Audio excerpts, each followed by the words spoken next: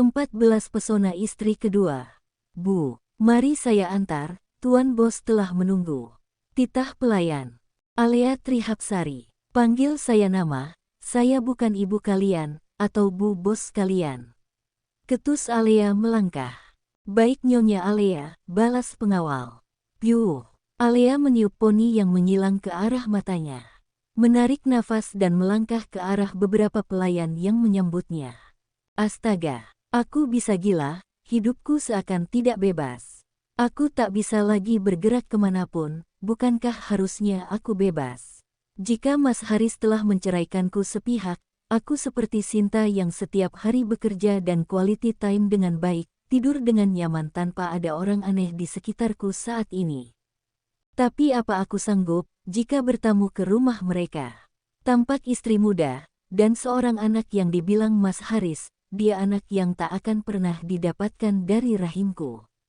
Ah, sesak sekali jika aku ingat. Alea dibuat terkejut, kala ia menatap gaun indah yang tak pernah ia lihat. Matanya berbinar-binar, seolah emosi dan mood yang menurun menjadi berubah di zona nyaman.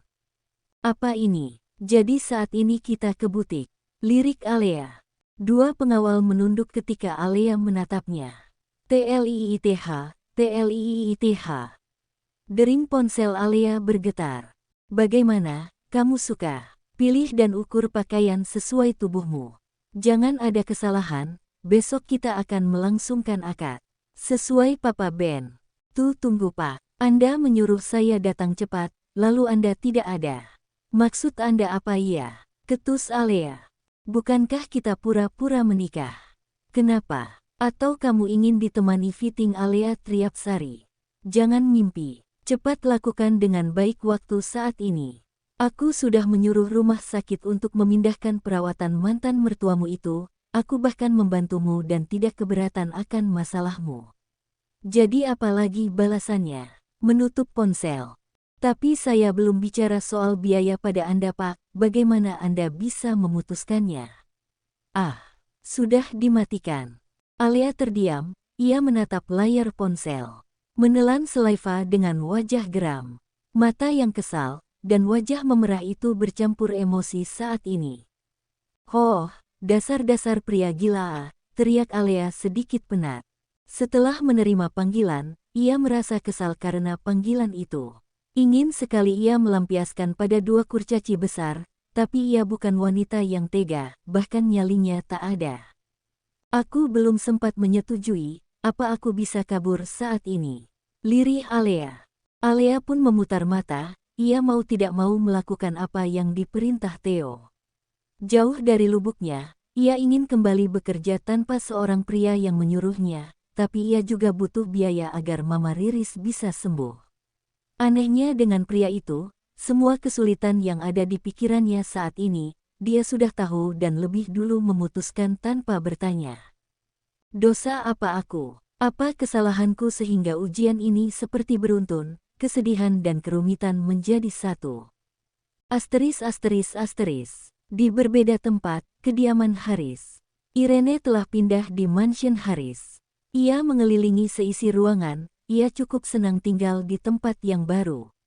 Asisten bernama Onah pun sering menjadi amarahnya saat ia tak puas akan pelayanan, bahkan mencicipi masakan tak sesuai seleranya.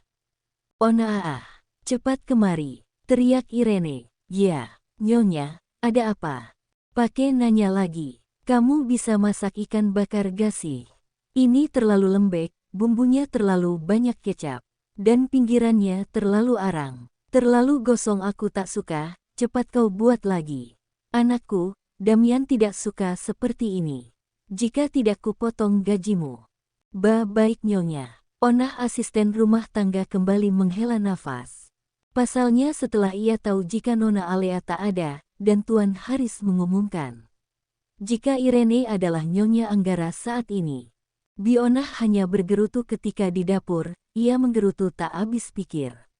Jika Haris membuang Nona Alea yang baik, demi artis yang baik hanya tampil di televisi. Irene pun menaiki anak tangga, ia masuk ke dalam kamar utama. Sementara Haris masih mengguyur tubuhnya dengan air shower, setelah pergulatan manja beberapa saat lalu. Irene menatap ponsel Haris yang menyala, tampilan pesan itu jelas dari Alea. Irene membuka pesan itu satu persatu dan membacanya. Sial, mantan istrinya tidak bisa move on. Kenapa sih dia terus saja mengganggu? Akan aku tampar menemuimu Al, sudah mengganggu ketenangan suami orang. Lupa, aku Irene, nomornya saja semua miliknya sudah aku pegang agar model seperti ini aku lihat. Mas, apa kita bisa bertemu, pesan Alea. Mas, ada hal yang ingin aku bicarakan. Penting, pesan Alea. Mas, aku minta maaf jika kamu terganggu. Tapi ini soal Mama. Aku mohon bantuanmu, aku tidak bisa melihatnya dengan kondisi seperti ini. Mama harus cepat ditangani, pesan Alea. Alea, kamu masih saja menghubungi suamiku. Apa kamu mau membalas menjadi istri siri dari suamiku saat ini? Kamu ini pakai segala alibi, alasan Mama. Mama dan Mama, kamu pikir aku bodoh? Aku gak akan biarkan kamu bertemu sedetik pun dengan suamiku. Lirih Irene tersenyum miring. Irene dengan puas menghapus pesan Alea dan menghitamkan panggilan dari nomor Alea. Dengan begitu, kamu tidak akan menerima pesan dari wanita tak berguna lagi. Hani, aku gak mau kamu dekat dan bertemu Alea. Lirih Irene kembali duduk di atas ranjang. Haris pun keluar dari kamar mandi, masih basah dengan rambut yang dikeringkan oleh handuk kecil. Irene pun menghampiri dan mendekat, membuat mata Haris membulat sempurna saat ini. Sayang, Damian sudah tidur. Sudah Mas, setelah makan dia ke kamar. Tapi aku kesal, pembantumu itu. Bagaimana kita pecat, dan sewa chef terkenal? Pinta Irene, membuat Haris menelan selaiva. Kenapa harus chef? Kamu hanya belum terbiasa, ingat kantorku sedang dalam gugatan. Aku masih perlu membayar 4 pengacara, karyawan semua gajinya belum aku turunkan sebulan lebih ini. Hani, aku masih punya tabungan. Setidaknya 1 bulan aku gaji chef dengan uangku 30 juta. Sisanya bulan berikutnya kamu ya Hani, senyum Irene dengan enteng, mengambil remote TV dan menyalakannya. Irene dan Alea memang jelas berbeda, selama ini Alea tidak pernah menuntut, kenapa aku baru sadar aku telah salah menyakitinya, benak Haris, menjemur handuk sendiri. Al, udahlah sudahi saja Mama Riris. Bawa aja dia ke panti jompo, atau enggak kamu bisa bilang sama si Haris Anggara kamu itu, sudah cukup buat terus bikin penat. Setelah talak, beban itu bukan harus kamu pikul sendirian. Sin, aku memang inginkan begitu. Tapi istri Mas Haris, setidaknya harus sadar. Ada ibu kandungnya yang masih terbaring, aku kayak gini bukan sok baik. Tapi balas budi, Mama Riris pernah adopsi aku, angkat aku. Aku gak pernah ngerasain kasih sayang selain mereka. So sorry Al, aku cuma gemes aja. Ada ya laki tega ama ibu kandung sendiri. Biaya semuanya dibebani ke kamu. Aku sumpahin si Haris itu bangkrut ditinggal istri muda, anaknya mati. Sin, jangan jahat-jahat dong bicaranya. Anaknya gak bersalah juga kan, sedih menatap. Ya, maaf. Pokoknya kamu harus pikir dengan hati nurani kamu, jangan sampai kamu balikan lagi sama mantan yang udah sia-siain kamu itu. Ingat Al, sekali dilukai dia akan terus menyakiti. Baik boleh, bodoh janganlah Al. Gak rela aku lihat kamu makin kurus, nambah beban banget. Perbincangan mereka diakhiri makan bersama. Sinta juga mengantar Alea pulang ke rumahnya. Sehingga mereka berpisah dengan suasana hangat layaknya sahabat yang care. Tapi Alea hanya bingung, ia juga tidak mau terus-menerus meneror Mas Haris yang sudah punya keluarga baru. Mas, aku akan hapus kenangan kita. Semua foto tentang kita akan aku bakar tak bersisa. Meski di hati ini masih tersimpan cinta yang tulus, tapi aku ikhlas karena kamu bahagia. Aku sempat melihat anak kecil yang dipanggil oleh Irene dan kamu memeluknya.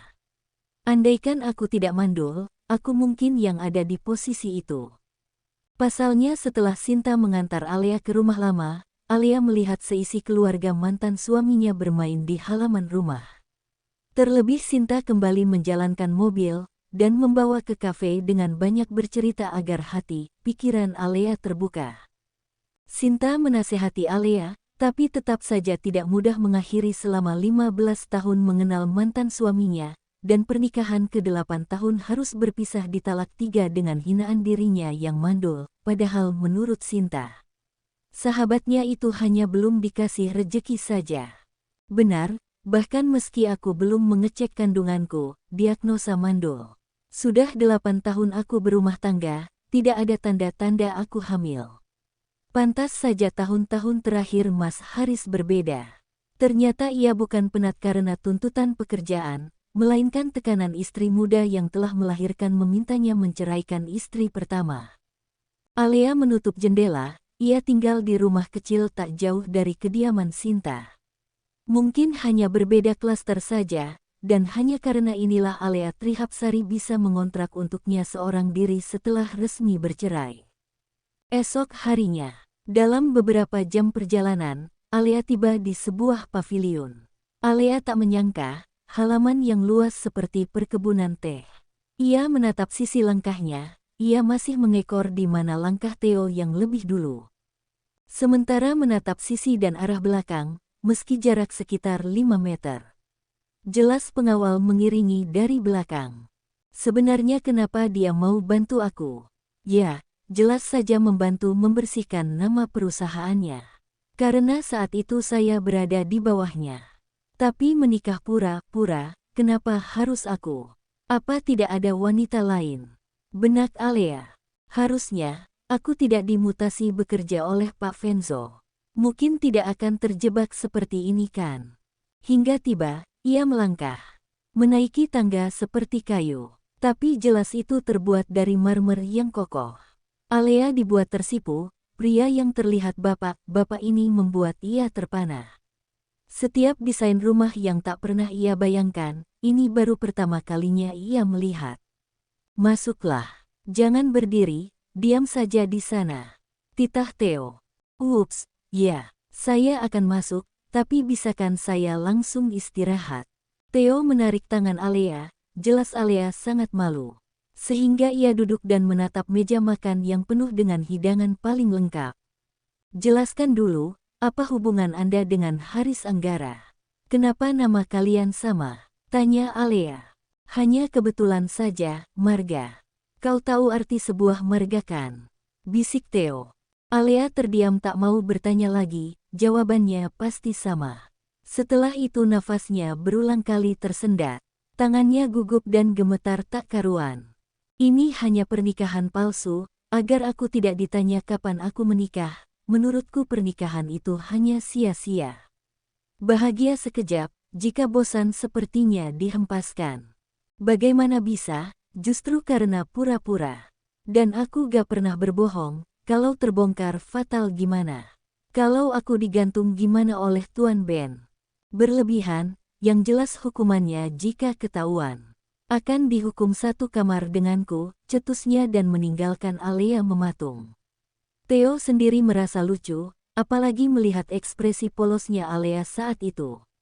Sehingga tangannya ditarik begitu saja, Theo pun memegang erat tangan Alea dan melingkarkan di telapak tangannya menyatu.